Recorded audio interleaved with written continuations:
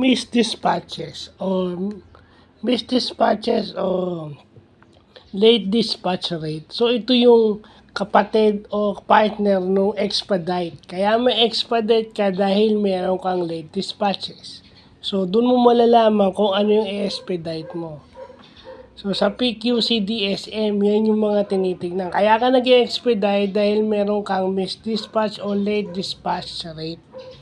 So, ang formula is missed dispatches divided by total missed dispatches divided by total orders dispatch times 100. So, kung mataas yung percentage nito, mas marami kang i-expedite. So, yun ha. Yung expedite count mo, mas tataas. Para ma-fulfill mo yung order ng customer. Ayan. So, yan ay importante na lalaman natin.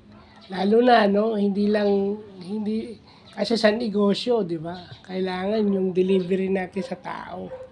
Sa ating mga parokyano. Yan. So, yun lang pa.